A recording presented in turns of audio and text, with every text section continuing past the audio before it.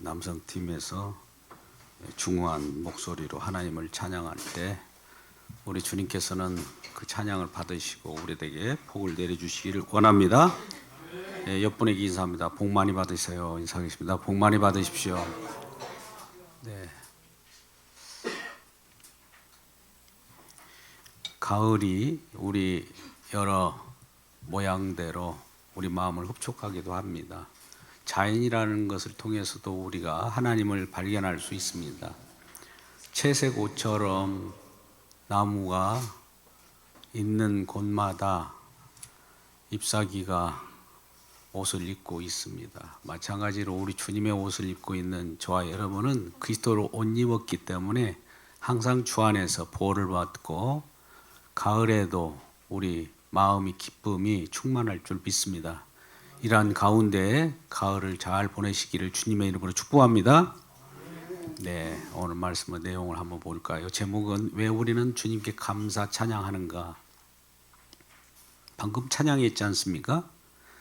왜 찬양했죠? 왜 감사했죠? 뭐 주님을 위하여 주님을 위한다는 목표점은 똑같습니다. 그런데 찬양해야 할 이유, 또 찬양할 수밖에 없고 찬양이 터져 나올 수밖에 없는 그런 이유가 있어요. 그 내용에 대해서 오늘 말씀을 통해서 은혜 받고자 합니다. 역대상하 내용들은 주로 말씀을 증거할 때 유대인들, 이스라엘 백성들은 구약의 성경의 마지막 책이 역대기입니다. 우리들은 성경을 이제 말라기서를 마지막 책으로 보지만 역사서로 이렇게 말씀을 보는 유대인 입장에서는 역대기예요. 오늘 역대기를 특별히 선택해서 말씀을 증거하는 이유는 이스라엘 백성들이 바벨론 포로라고 하는 엄청난 수모와 폭압과 포로 속에서 귀환한 다음에 곡으로 돌아와서 하나님을 다시 생각해 보는 겁니다. 하나님이 어떠한 분이신가? 그 남은 자의 입장에서 하나님을 다시 바라보고 또 역사서 전체를 이렇게 조망하면서 재평가하면서 하나님 말씀에 집중하면서 기록한 책이 역대기입니다.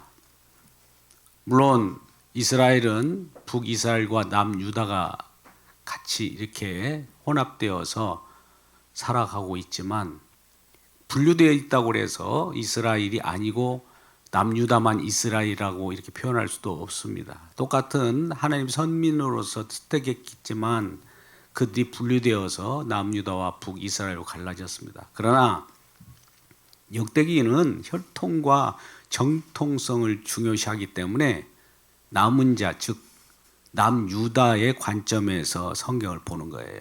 북이스라엘은 이미 우리하고는 관계가 없다라고 날려버리고 남유다의 정통성을 가지고 그렇지만 우리 이스라엘 백성들 그러잖아요. 혈통적 중시하는 정통성을 가지고 있잖아요. 그런 차원에서 성경을 기록한 것이 역대서입니다. 그래서 그런 관점을 보고 성경을 보면 오늘 말씀의 내용이 이렇구나라는 내용을 우리가 알 수 있어요. 특별히 이스라엘이 가장 귀하게 여긴 것이 뭡니까? 자기들 선민 사상, 왕적 통치, 그 다음에 제사장 나라로서의 그 성전, 성막이지 않습니까? 성전에는 뭐가 놓여 있죠? 가장 중요한 것은 주님의 임재 가운데 주님을 만날 수 있는 어떤 처소예요. 성막이 성전이 되겠죠. 성전 신앙인데 성전에는 뭐가 놓여 있습니까? 가장 중요한 언약궤입니다. 언약, 말씀을 언약이라고 합니다. 약속을 언약이라고 그래요.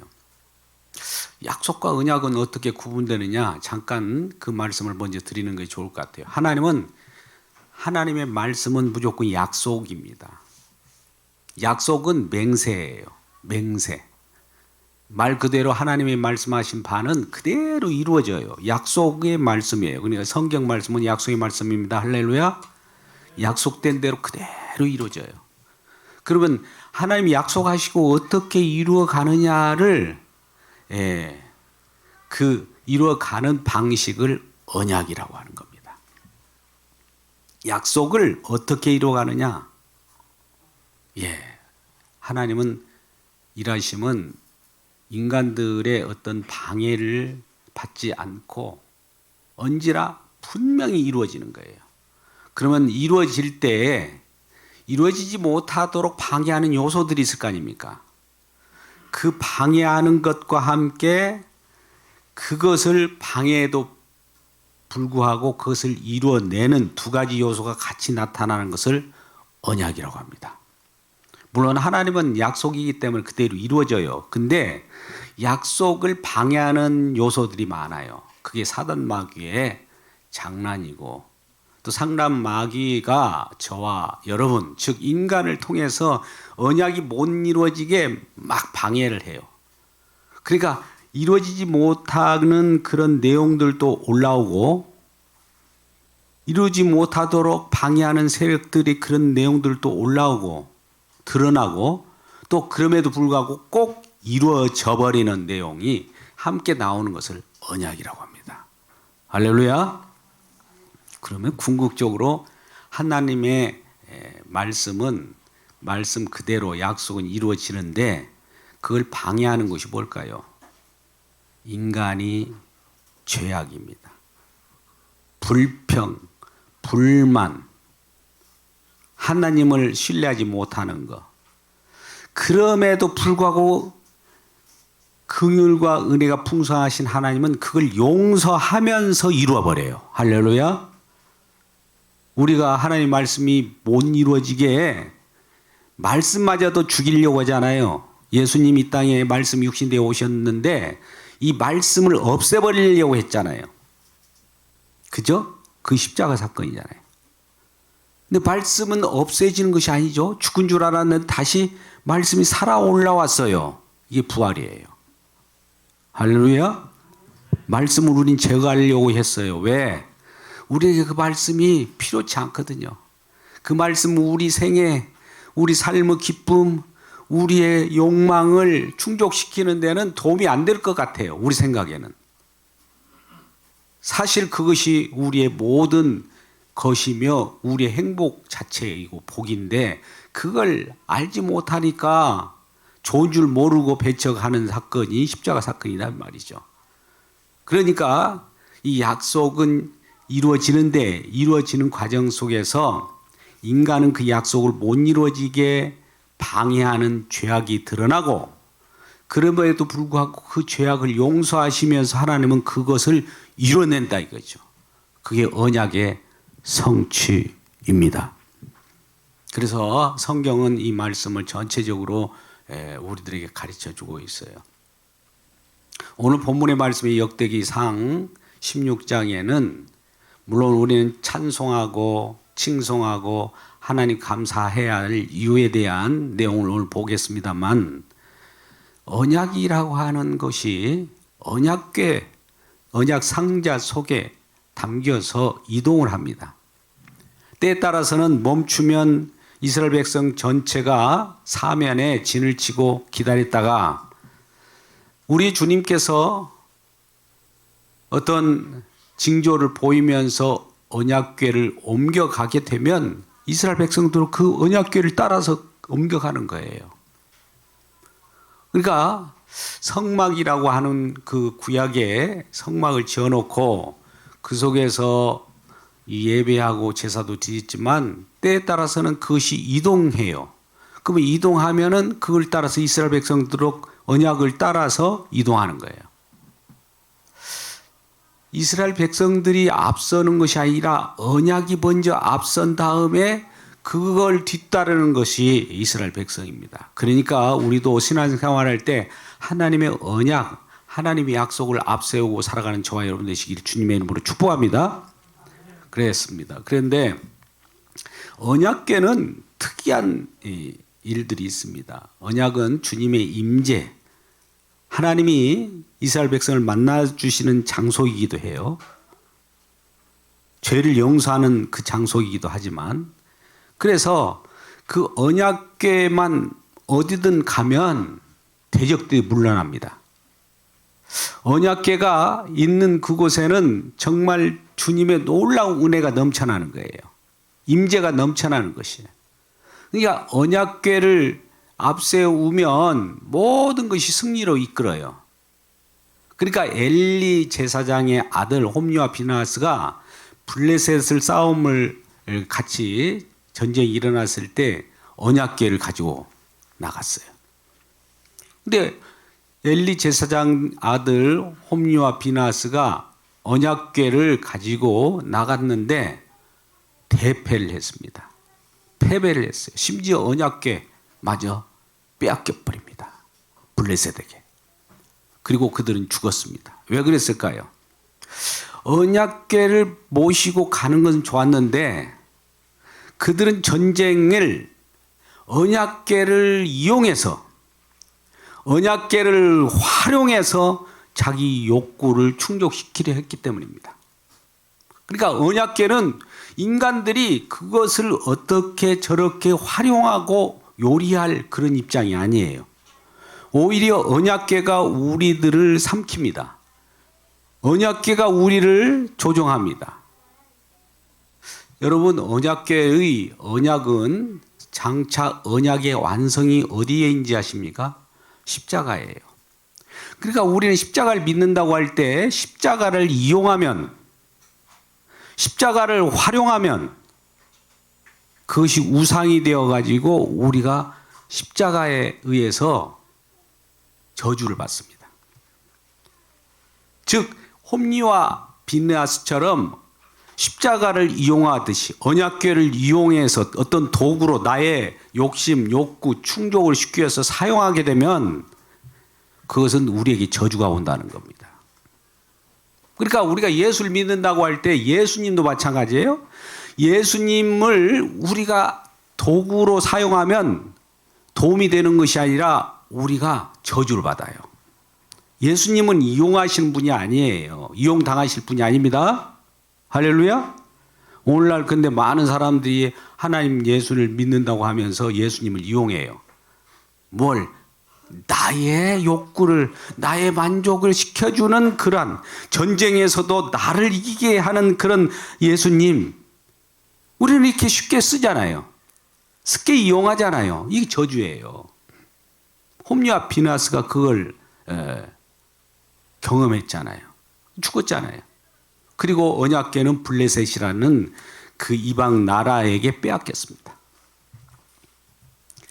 블레셋에서는 이스라엘 백성들이 그렇게 모시고 또 그 안에서 서로 모이고 했던 그 언약궤를 이렇게 소유하고 빼앗아 왔으니 얼마나 기분 좋겠습니까? 그래서 블레셋 그 우상을 섬기는 나라에 그 언약궤를 어느 곳에 안치시켜 놨는데 언약궤는 가만히 있지는 않습니다. 블레셋이라고 하는 나라는 여러 신상을 섬기는 나라이지 않습니까? 다곤 신상이라든지 여러 잡다한 신들을 섬기는 나라인데 언약궤 주변에 있는 여러 우상들이 언약궤로 말미암아 완전히 부서져 버리는 거예요. 우상이 깨져 버려요. 그러니까 언약궤 주변에는 우상이라든지 인간의 욕심으로 인하여 어떤 것을 추구하는 이런 것들이 다 깨져 버립니다. 그러니까 블레셋이 놀란 거예요. 이스라엘 그토록 보물처럼 여겨왔던 것을 우리가 빼앗았는데 우리에게도 어떤 보물처럼 큰 기쁨이 줄 줄 알았는데 날마다 독종이 일어나고 우상들이 깨지고 재앙이 일어나는 거예요. 그러니까 십자가는 장차 언약의 완성이 십자가는 궁극적으로 이방인들이 가지고 있으면 그들에게 저주예요. 왜? 그들은 욕심을 추구하고 살기 때문에 욕심이 다 깨져버리거든요. 재앙이 온 거예요. 그러니까 블레셋 입장에서는 이거 안 되겠다 싶어서 이스라엘에 다시 보냅니다. 이스라엘, 우리 블레셋 입장에서는 우리가 이 언약궤를 소유할 입장이 아니다라고 보내버립니다. 암소 2마리 벳세메스로 가는 소에 실려서 가게 된 거예요. 그 언약궤를 실은 이 암소는 그 언약궤의 조종을 받는 거예요. 그래서 그 언약궤가 가라는 대로 가는 거예요. 베세메스에 가는 소는 지금 젖을 바로 뗀 입장이기 때문에 송아지가 뒤따라오면서 음매하고 어디로 가는지 모르니까 그 송아지를 뒤돌아봐야 되는데 언약궤의 그 작용에 의해서 가는 곳으로 갑니다. 베세메스로. 베세메스로 도착했어요. 근데 사람들이 이 언약궤가 궁금하거든요. 그래서 이거 뭐가 있어서 이렇게 많은 블레셋 사람들이 힘들어했을까 싶어가지고 그걸 쳐다봐요. 이렇게 쳐다보는 순간에 다 죽어버려요. 무시무시합니다. 언약궤가. 근데 그러한 언약궤를 이제 벳세메스 사람들이 기럇 여아림이라고 하는 그 아비나답의 집에 안치를 해놓습니다. 손을 못 대는 거예요. 다들 무서워가지고. 그러고 한 20년 후에 세월이 흘렀습니다. 다윗이 이제 통일 왕국을 다 건설하고 나서 예루살렘 다윗성을 지어놓고 이제 이 통일 왕국이라고 하는 것은 왕이 그 가나안 지역 전체를 차지하는 가장 그런 시기예요. 이제 언약궤를 찾게 되죠. 그래서 아비나답에 있는 안치되어 있는 언약궤를 모셔 오려고 이 정도로 내가 통일 왕국을 세웠으면 다윗 왕후 입장에서는 정말 우리 주님을 모시고 싶은 마음이 있었던 거예요. 그래서 정예부대 3만 명을 데리고 아비나답의 집에 가게 됩니다. 아비나답의 집에 가서 그 언약궤를 모시고 와요. 모시고 올 때 3만 명이라는 정예부대가 그 언약궤를 모시고 올 때 그들의 입장에서는 어떤 생각을 합니까? 많은 사람들이 다윗이 최고다. 다윗은 최고의 빛이 나는 거예요. 정예부대를 데리고 갔으니까. 그리고 언약궤는 초라하게 어떻게 보면은 전리품처럼 끌려오듯이 이동시켜 가는 거예요. 그러니까 잘 보세요. 여기서 언약궤가 존귀함을 받아야 되고, 물론 언약궤를 모시러 갔으니까 존귀함을 가졌다고 하지만 많은 사람 생각은 다윗이 최고라는 거예요. 그러니까 이 다윗의 정예부대와 함께 언약궤를 모시러 갔는데 그 중에 일부 아비나답의 집에서 나오면서 우사라고 하는 자가 그 언약궤를 싣고 올 때 소가 벌쩍 뛰니까 언약궤가 수레에서 떨어질 거 아닙니까? 여러분 반사적으로 뭔가 떨어지게 되면 우리는 손을 대지 않습니까? 그런데 손을 댔다는 이유로 즉사해버려요. 아까 언약궤는 무시무시하자고 했잖아요. 손을 대는 순간에 그 즉사해버려요. 그러니까 다들 놀래버리는 거죠. 그래서 안 되겠다 싶어서 그 지역에 있는 가까운 오벳 에돔의 집에다가 놓고 그 다윗은 철수를 합니다. 정말 무섭다. 다윗성으로 돌아왔죠. 그러고 나서 한 3개월 정도 됐는데 그 언약궤가 놓여 있는 오벳 에돔의 집이 큰 복을 받았다는 소문이 막 자자한 거예요. 불과 3개월 됐는데 막 복이 넘쳐가지고 오벳 에돔의 집이 엄청 은혜가 넘치고 복이 넘쳤다는 소문들이 자자할 때 다윗이 다시 생각해 본 거예요. 자기가 지금 언약궤를 잘 모셔왔으면 자기가 복을 받을 텐데 오벳 에돔에다가 무서워서 거기다 보내놓고 그냥 온 입장에서는 오벳 에돔의 집에서 무슨 복이 이를까? 언약궤는 복을 주는 언약궤구나를 다시 한번 생각해 보는 겁니다. 그래서 자기들이 그동안에 정예부대 3만 명을 데리고 언약궤를 이동하는 과정을 한번 생각해 보는 거예요. 그때 다윗이 생각합니다. 내가 교만했구나. 언약궤가 높여져야 되는데 언약궤를 가지고 오는 내가 높아졌다는 것을 알고 겸손한 모습으로 이제는 말 그대로 언약궤도 옮기는 자가 있어요. 고아자손이 메어서 옮기게 되어 있습니다. 규례대로 그대로 지키면서.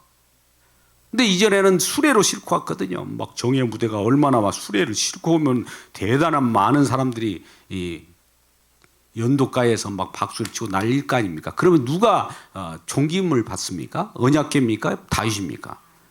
반대로 다윗이 높임을 받으니까 우리 주님의 언약궤는 인간이 높임을 받는 것을 원할까요? 우리 주님만이 높임을 받기를 원하는 거예요. 저와 여러분 창조하신 목적도 우리 좋으라고 창조하는 것이 아니라 주님이 영광을 드러내기 위하여 창조한 거고, 우리를 구원하는 것도 우리 주님의 영광을 드러내기 위하여 구원하는 건데, 구원받은 우리들이 자랑하고 있더라 이거예요. 그걸 쳐버리는 거예요. 그러니까 우리는 구원을 자랑하는 저 구원파 같은 자들은 다 주님께서 저주로 쳐버린 거예요 지금. 주님을 영광을 높이라고 우리를 구원하셨고 또 그러한 언약궤가 우리를 통치하고 있는데도 불구하고 언약궤를 이용하려다가 홈리와 비나스는 죽음을 면치 못했고 언약궤를 빼앗겼고, 또 그걸 모시고 오는 입장에서 그 자기 자신을 드러내는 다윗의 모습 때문에, 겸손하지 못한 모습 때문에 저주가 임하는 그런 일들이 벌어졌다는 거예요. 그래서 겸손한 모습으로 이제 다윗은 그 앞에서 언약궤를 몰고 올 때 메고 오고 또 잘못된 것들을 이제 생각을 하면서 이 언약궤를 이제 다윗성까지 모시게 되는 겁니다. 오늘 본문은 다윗성까지 모시게 된 언약궤, 즉 우리 주님의 임재입니다. 언약궤는 주님이 우리를 만나 주시는 장소예요. 할렐루야. 주님과 만나는 저와 여러분 되시길 주님의 이름으로 축복합니다. 주님과 만남이 없으면 아무 의미가 없어요. 그러니까 언약궤가 구약에서는 그만큼 중요해요. 언약. 그래서 다윗성에 이 장막에 딱 안치해 놓고 첫 번째 다윗이 한 일이 무엇일까요? 여러분, 다윗이 한 일이 뭘까요? 자, 언약궤를 딱 장막에 딱 안치해 놓고 다윗이 한 일이 뭘까요? 1절에 3절 말씀입니다. 한번 읽어볼까요? 1절에 3절. 우리 역대상 16장을 지금 보고 있습니다. 자, 같이 읽어보세요. 시작. 하나님의 궤를 메고 들어가서 다윗이 그것을 위하여 친 장막 가운데 두고 번제와 화목제를 하나님께 드리니라. 뭐 했다고요? 번제와 화목제를. 우리 주님을 모신 곳에는 번제와 화목제, 즉 예배를 드리는 거예요. 이 시간도 저와 여러분이 주님의 임재 가운데 주님이 이곳에 계셔요. 예배 드리지 않습니까? 그죠? 번제와 화목제를 드시길 주님의 이름으로 축복합니다. 예배를 드리면서 2절 3절 다윗이 번제와 화목제를 드리기를 마치고 여호와의 이름으로 백성에게 축복해요. 또 예배 우리 다 드리면 축도하지 않습니까? 그와 같은 거예요. 3절 이스라엘 무리 중 남녀를 막론하고 각 사람에게 떡 한 덩이와 야자 열매로 만든 과자와 금포도로 만든 과자 하나씩을 나누어 주었더라. 자, 화목제물은 번제와 하나님께 예배드리면 화목제물은 우리가 같이 나눌 수 있는 것이 화목제물이에요.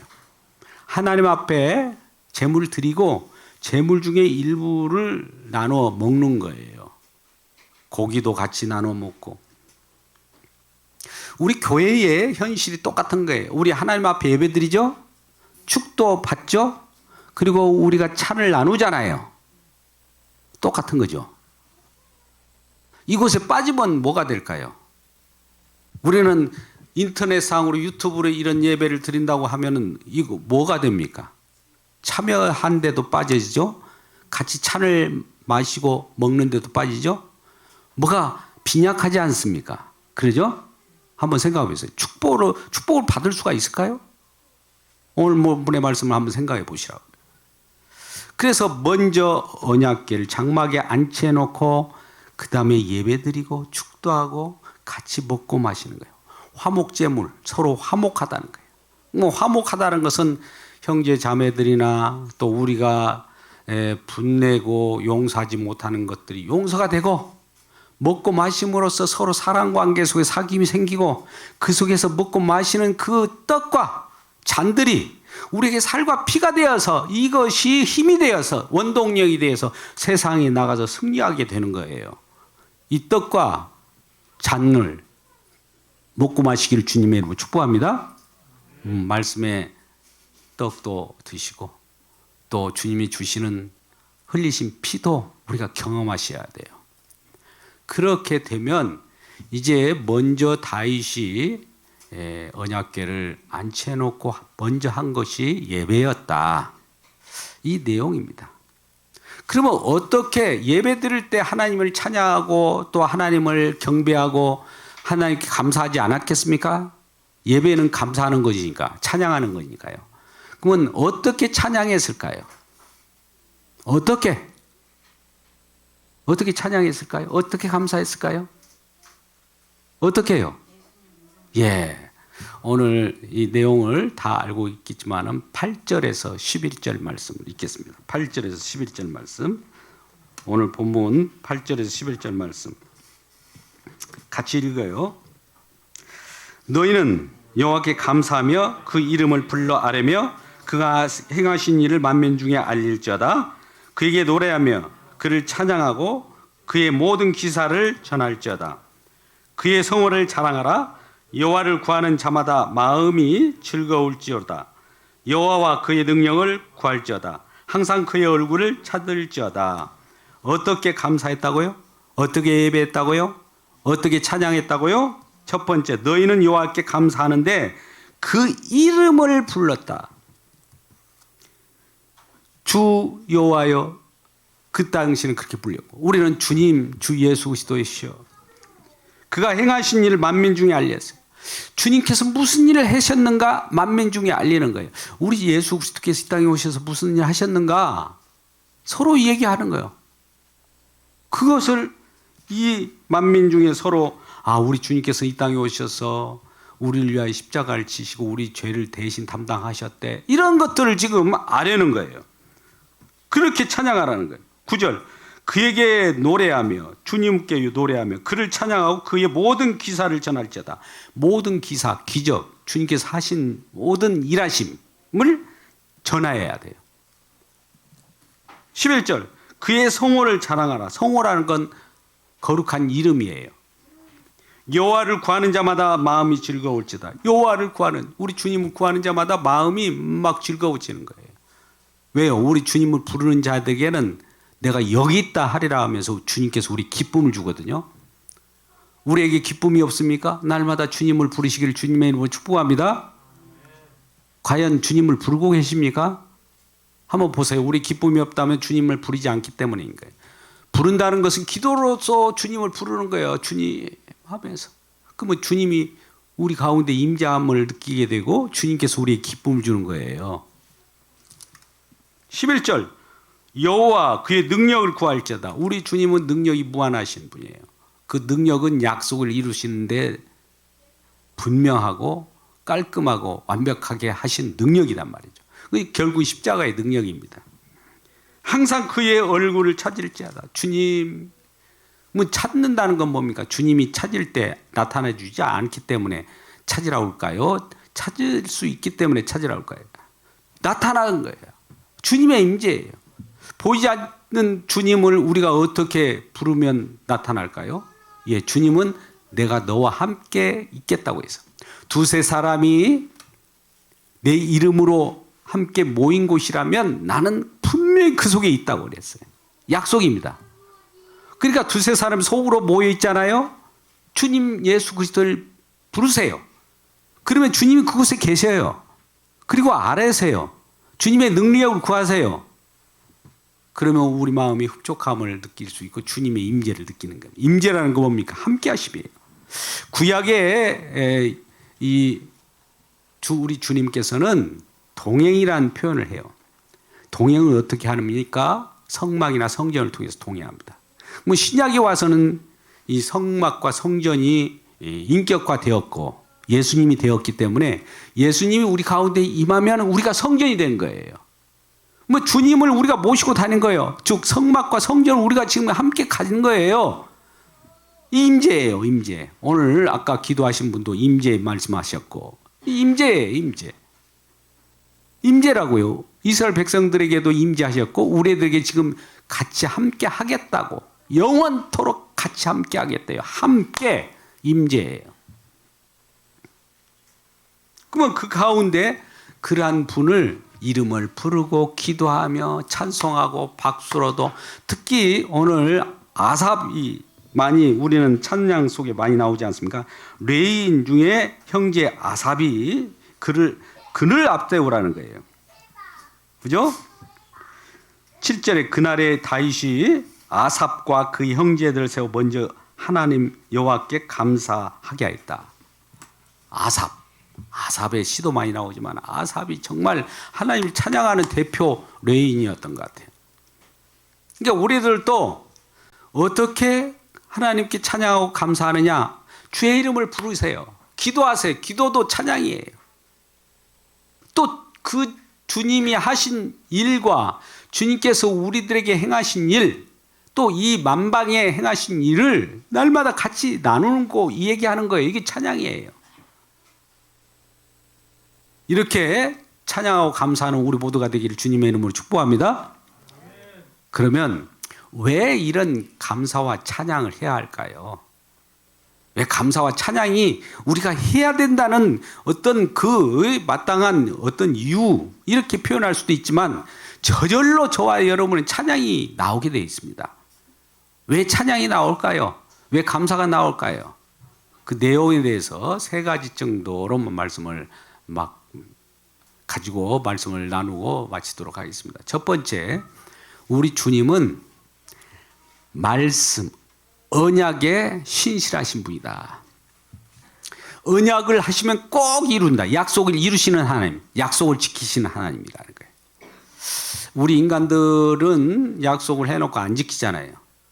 뭐 인간이 약속을 안 지킨 것에 대비해서 우리 주님이 약속을 지키는 거예요. 이거 함께 갑니다. 인간은 약속을 안 지켜요. 하나님 말씀도 믿지도 않아요. 근데 우리 주님은 영원한 말씀이시고 그 말씀이 이루어집니다. 말씀을 꼭 지키시는 분이에요. 그분은 말한 바를 그대로 언젠가는 꼭 이루고 마는 그런 분이에요. 끈질긴 분이에요. 약속의 말씀을 이루는데 전능하신 분이라 이거예요. 이런 주님을 모시고 산다는 것이 얼마나 기쁩니까? 그래서 이런 약속을 말씀하시는 약속을 꼭 이루신 분이기 때문에 우리는 찬양할 수밖에 없다. 약속이 이루어지는 그 현장을 보면서도 찬양을, 이 약속이 이루어졌네요. 예를 들어서 이스라엘 백성들이 너희들이 430년 만에 이 곳 가나안 땅으로 너희들이 다시 입성하리라, 이 땅을 너희에게 주노라 할 때 과연 이스라엘 백성들이 가나안 땅으로 딱 발을 들여놓고 들어가는 순간에 어떻습니까? 이루셨네요. 주님 말씀 그대로 이루어졌네요. 가나안 땅 우리에게 기업을 물려주겠다고 하는 말씀대로 그대로 이루어졌습니다.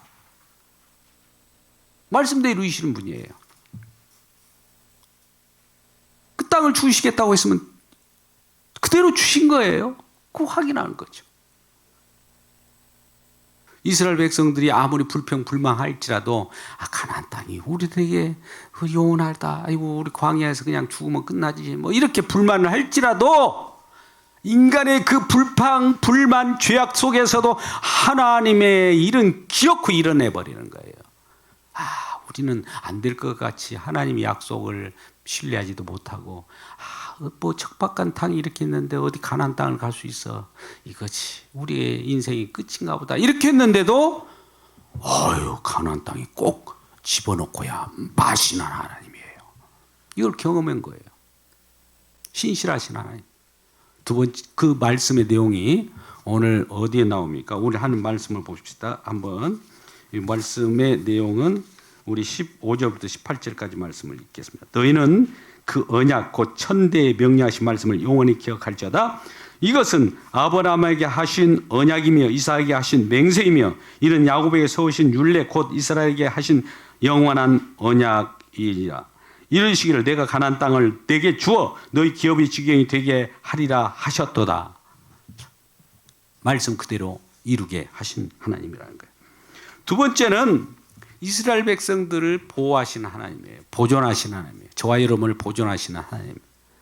우리는 아무리 어떤 그 일이 있을지라도 우리 주님께서는 우리를 보존하고 계셔요.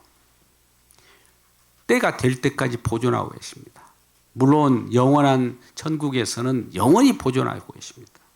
보존한다는 내용이 19절부터 22절까지 나옵니다. 19절 그때 너희 사람 수가 더 보잘 것 없으며 그 땅이 괴기되어 이 민족에서 저 민족에로 이 나라에서 다른 백성에게로 유랑하였도다. 여호와께서는 사람이 그들을 해하기를 용납하지 아니하시고 그들 때문에 왕들을 꾸짖어 이르시기를 나의 기름 부은 자에게 손을 대지 말며 나의 선지자를 해하지 말라 하셨도다. 우리는 이 세상이 유리 방황합니다. 오늘 방황자처럼 계기되어서 보잘것없이 이리저리 유랑하는 자 같지만 이 하나님께서는 저와 여러분을 성령을 주셔서 기름 부음 받게 해서 보존하고 계셨어요. 어떤 세력도 이방 어둠의 세력이 틈차지 못하고 해하지 못하도록 우리를 방어하고 계셔요. 할렐루야. 우리 주님은 우리 지금 지키고 계시다는 것을 우리 주님께서 우리 지키고 계시다는 것을 성령으로 우리가 알 수 있어요. 우리 성령 받았잖아요. 성령은 핵으로도 성령을 깨며 저해할 수 있을까? 해할 수 있을까요? 없죠. 어떠한 세상의 어떤 것들도 주님의 사랑 관계에서 깰 자도 없고 끊을 자도 없을 뿐더러 성령을 해칠 자가 없는 거예요. 이미 보호받은 자들이에요. 이러한 하나님이라는 거예요. 그렇기 때문에 주여 감사합니다. 주여 찬양합니다라는 거예요. 찬양할 이유가 여기서 생기는 거예요. 우리를 보존하시고 우리를 지금도 지켜주시는 분이에요. 어떠한 일이 있을지라도 미리 예고합니다. 여러분들 이런 생각을 해보세요. 우리가 어떤 큰 사고가 나지 않는 예비적 사고가 있을 거예요. 자그마한 사고를 통해서 큰 사고를 예방하는 경우도 우리를 보존하는 한 방법이에요. 우리는 아이고 작은 사고도 우리 주님께서 왜 사고를 나게 하셨어? 아니에요. 더 큰 사고를 미리 경고하는 차원에서 잠깐만 사고를 통해서 큰 사고를 예방하는 보존을 하신 거예요. 할렐루야. 큰 사고 안 난 것을 감사하시는 저와 여러분 되시길 주의 이름으로 축복합니다. 예, 우리는 어떤 길을 가다가도 넘어질 수 있어요. 그러면 넘어지는 이거 돌뿌리에 넘어지구나. 돌뿌리를 조심하라고 하는 그 보존의 내용 사인을 주는 거예요. 우리가 사업을 하다가도 왕창 망할 때가 있는가 하면 조금 망할 때가 있어요. 조금 망한다는 것은 왕창 망할 때를 미리 경고하면서 그걸 조심하라고 하는 거예요. 그래서 조금씩 경험하게 합니다. 여러분들 주변 사람들을 통해서 여러 가지 경험하게 하잖아요. 그죠? 이런 사람 저런 사람을 통해서 속임을 당하기도 하고, 그러나 더 큰 것을 날아가기 전에 보존한 거예요. 이게 보존하시는 우리 주님, 우리를 보호하시는 우리 주님을 감사할 수 있는 겁니다.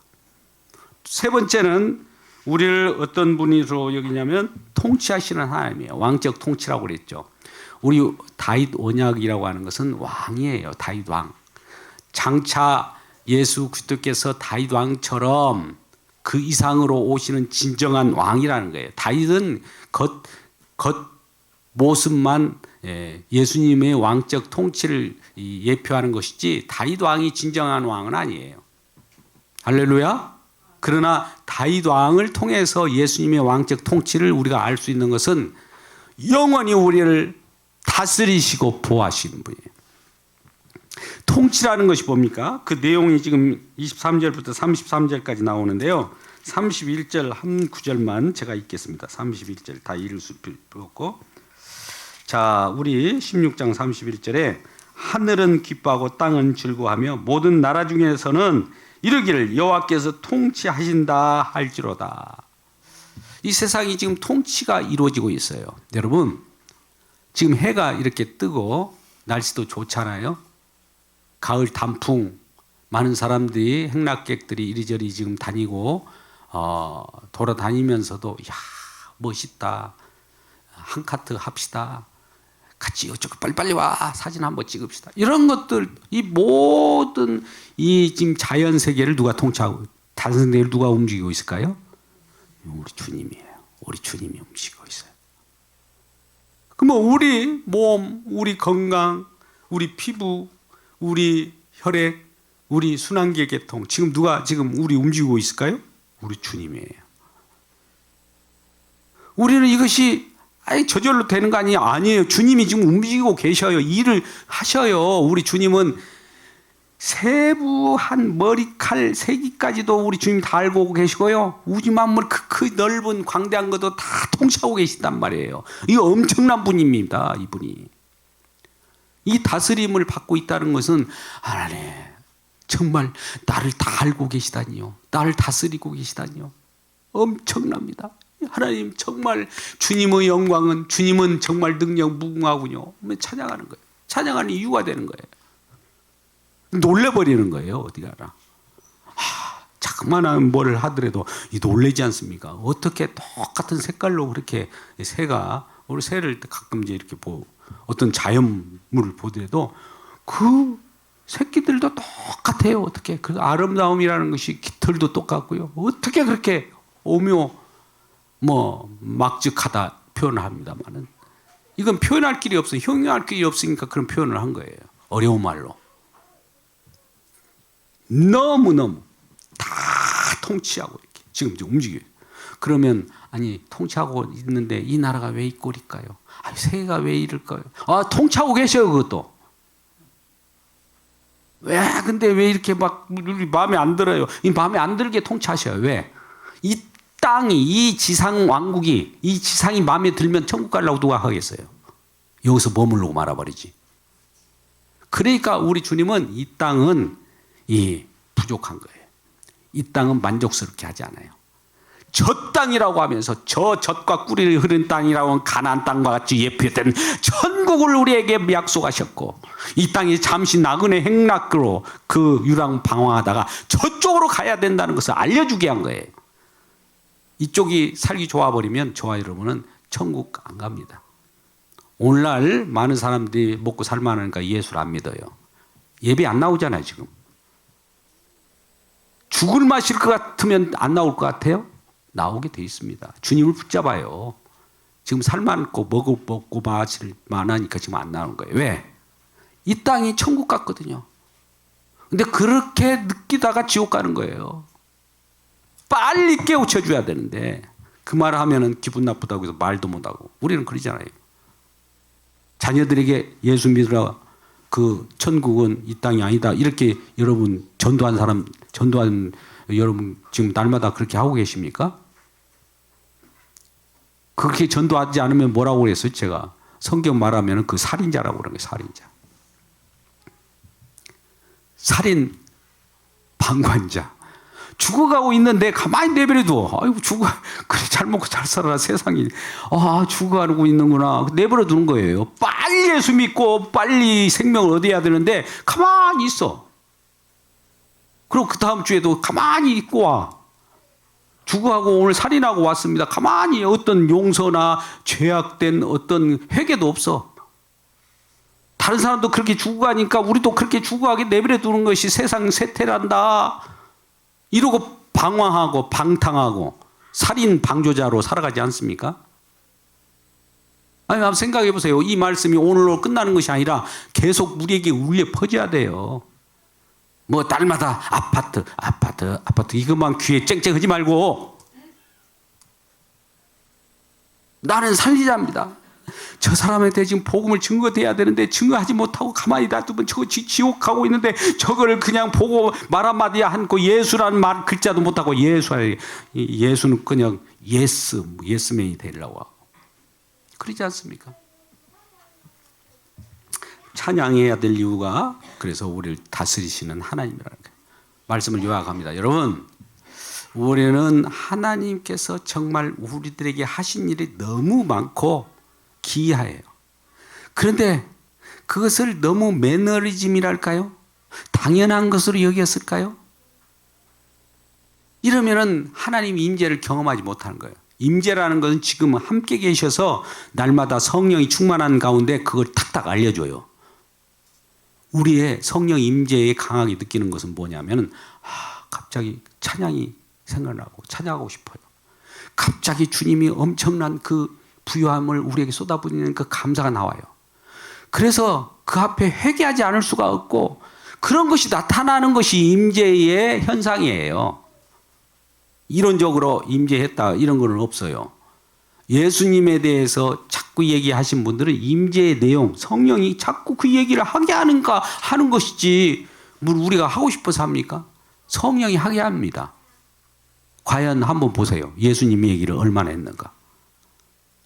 자녀들을 얘기할 때 예수님 얘기를 많이 합니까? 아니면 다른 거, 뭐 얼마 벌었냐, 뭐 어떻게 사느냐 이런 얘기를, 그 얘기는 아무 쓸데없는 얘기예요. 어떻게 보면 시간이 아깝지 않습니까? 물론 그 일을 통해서 우리 주님을 바라보라고 하는 계기가 된다면 그것도 의미가 있습니다. 열심히 일을 해야. 그러면 왜 일을 해야 되는데요? 나중에 주님께서 다 나를 이렇게 은혜 가운데 인도하셔서 이런 것들도 마저도 우리 주님이 우리를 통해서 하신 주님의 일이란다. 이걸 알게 하면 그것도 괜찮아요. 그래서 감사할 이유가 첫째, 우리 지금 말씀을 꼭 이루고, 성경 말씀은 꼭 이루어집니다. 그대로 이루어져요. 지금까지 이루어졌고 앞으로도 이루어지고 앞으로도 계속 이루어져 갑니다. 이제 가을 결실의 계절을 보면 많은 사람들이 오늘 새생명 축제가 지난주나 이번 주에 다 있어요. 열매 맺는 사람이 얼마나 있느냐, 구원받은 백성들 자녀들이 얼마나 많이 나왔느냐 이렇게 확인하는 주간이에요. 심지어 추수감사주일도 마찬가지예요. 열매 주간이라고 해서 과연 올 한 해에 우리가 복음을 전해서 생명을 얻어가지고 구원받은 백성들이 이곳에 나온 자들이 얼마나 있느냐, 잔치 벌이는 날입니다. 추수감사, 즉 곳간에 알곡을 모으는 그런 기간이라 이거예요. 그래서 감사하는 거예요. 근데 알곡이 모아지지 않으면 얼마나 우리가 어떻게 할까요? 알곡이 하나도 안 모아졌어. 어떻게 할 겁니까? 다 불쏘시개로 그런 꺼풀입니까? 그래서 이러한 그 기간 동안에 우리는 하나님께서 감사할 수 있는 것들이 과연 얼마나 있는가를 한번 생각해 보시고, 우리 주님 오늘도 우리는 어떤 감사할 조건들이 있어 감사하기보다도 저절로 감사가 막 터져 나오는 것은 우리 주님이 우리에게 행하신 일이 너무 많기 때문에 그래요. 그것을 셀 수가 없어요. 약속을 이루시고 또 우리를 보존하시고 우리를 통치하시는 하나님이라는 걸 기억하면서 오늘도 임재, 하나님의 백성은 내가 너와 함께 살려고 내가 그동안에 성막, 성전, 언약계의 완성인, 언약의 완성인 예수 그리스도께서 우리와 함께 계시고 성령 안에서 너희가 내 안에, 내가 너희 안에, 내가 아버지 안에 있는 이 세계 속에 살아가는 것이 주님의 임재이며 그 속에서는 감사와 찬양이 나오게 있다는 이 사실을 기억하고 날마다 주님을 찬양하는 우리 모두가 되기를 주님의 이름으로 축복합니다. 기도하겠습니다. 아버지 하나님 감사합니다. 오늘도 주님께서 우리를 지켜주셔서 하나님의 약속이 이루어졌고 또 우리를 보하여 주심으로 말미암아 건강하게 주님 앞에 예배할 수 있었습니다. 또한 우리를 다스리고만 천하를 주님께서 오늘 또 주장하시고 통치하시는 그 주님을 찬양합니다. 이런 찬양의 내용이 끝까지 넘치게 하여 주옵소서. 우리도 찬양하는 마음 가운데 즐거움이 넘칠 수 있도록 도와 주옵소서. 예수님의 이름으로 기도드리옵나이다. 아멘.